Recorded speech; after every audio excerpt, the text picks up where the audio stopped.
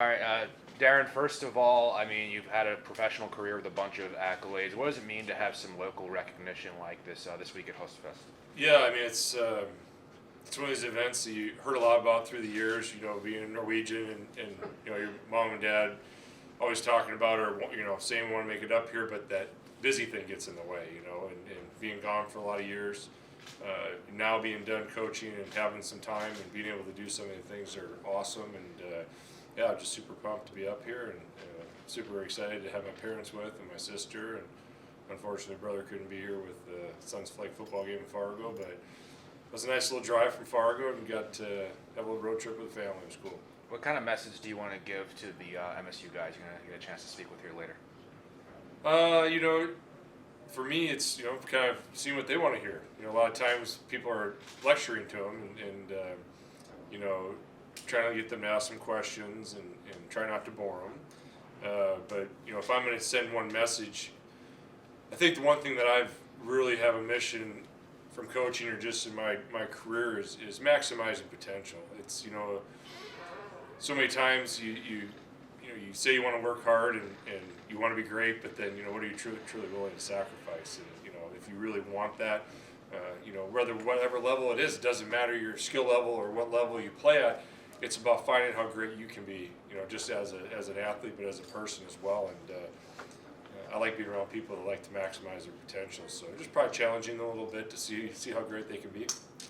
Being out of coaching now, do you still stay in touch with the game at any level, or how do you stay involved? Yeah, I mean, I helped Coach Bolt in the transition when he was hired in Nebraska, and still go to the volleyball matches, still go to the football matches. I'm a diehard Husker, and we still live there and going to live there while our kids are through high school. So, from a professional side, yeah, I mean, I have quite a few friends in the game still, and when you're during the season, it's very difficult. You try and stay out of everybody's way, but we were able to make it out to Yankee Stadium and watch the Mets play and take our family out there and see some of our friends and our coaches on those teams and let our young kids see different ballparks that they haven't been able to see because when I played, they were too young to really remember. So it's been fun going to Chicago and Colorado and meeting up with in Anaheim and Kansas City and just seeing a lot of old friends. Can you take a look at the game at the major league level? Have you seen, from your standpoint, any changes, or what changes have you seen that have stood out at all in any way? Well, that's the beauty of baseball. It's cyclical. It's I always laugh because it's when I got called into the big leagues, you hear the old guys saying, "Oh, they don't make them like they used to." And then as I got older, the next generation comes, "Oh, they don't make them like they used to. The game's changed." And now it's like, "Oh, the game's ruined. It's changed." It's just that's the beauty of the game. It evolves and things always come back around. Is it different? Absolutely. It's station to station baseball. Try and get on base and hit 3-run homers, and guys throw 105 miles an hour. It's just amazing, the skill level that's out there, and you like to think at some point that's got to cap off, but when guys were throwing 95, you're like, wow, that's got to be it. Or a guy touches 100, well, they're touching over 105 now, and it's like, when does it stop? So I think that's just beautiful that people are putting that kind of work in, and yeah, I love the pace of the game. I don't want it any faster. I like it the way it is. So it's there's just something beautiful about the game of baseball. Do you feel like Major League Baseball has ever seen this much young talent in the game before, between just the free agents that got paid this offseason and Arenado, another example? I think they have a great argument to think this is the best young talent they've ever had. I mean, it's just you're seeing just an amazing group of players, and there's always talent, but these guys are performing at such a high level at such a young age, and they're just dynamic players. And it's yeah, I mean, I sure hope that they all stay healthy, because it'd be sure fun to see what kind of numbers these kids can put up. And boy, I mean, you just turn on, it doesn't even matter what game you turn on, it seems like you're seeing a 19 or 20-year-old just doing silly stuff, and then where the guy Houston gets called up in the middle of the year and he's got 20 homers and so 60 RBIs in his first how many games. It's just crazy how they just keep coming. So it's exciting.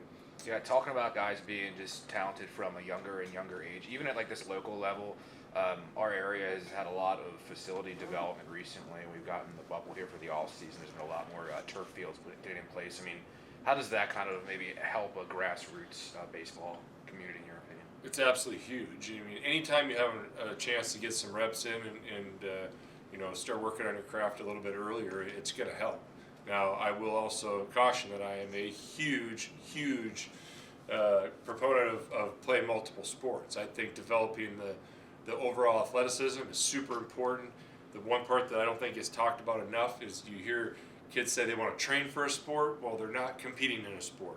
Keeping score and winning or losing and being in those situations where you have to make a key free throw, or you've got to be able to make a kick or make a throw in football, and you're a baseball player. Like those type of moments of being able to handle that stuff from a mental toughness standpoint, I think are huge. So everybody wants the cart ahead of the horse, wants to get better than they need to be at certain ages. I think that there's a natural progression, and just having those extra facilities and the extra technology of training is going to help their all-around.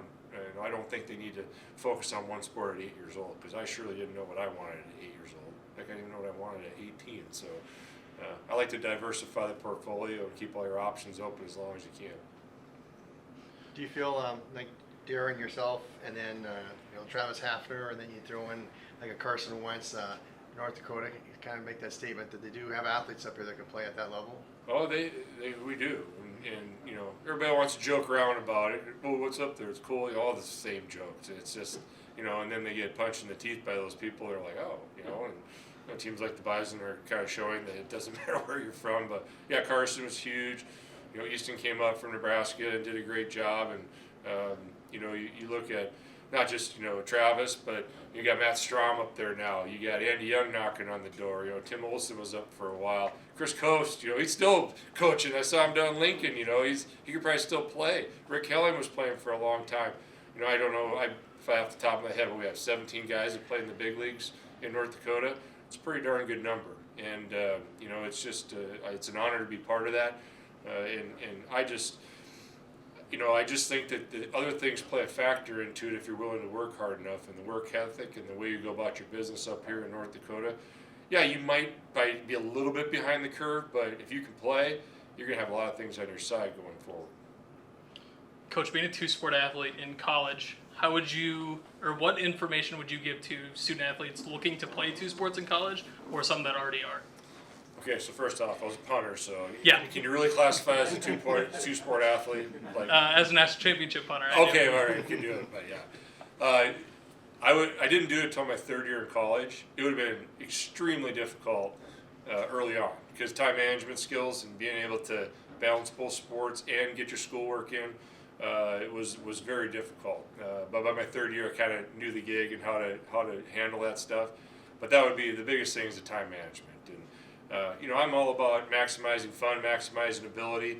Do you run into it if you're a quarterback or a receiver? Are you going to get all the work you need in to do? That's what we've ran into with our two-sport guys in Nebraska. It's like you want them to be great at one and great at the other. Well, you do a little bit of both, and you're not quite reaching your potential at either of them. Then you get a freak athlete who can play wide receiver and step on a baseball field and do it. Like a Kyler Murray or somebody like that, where it's possible. Those things will happen. But if you have the opportunity to do it, I think it'd be awesome to have that experience of doing it, and just making sure you have good time management, because it's not the easiest thing in the world.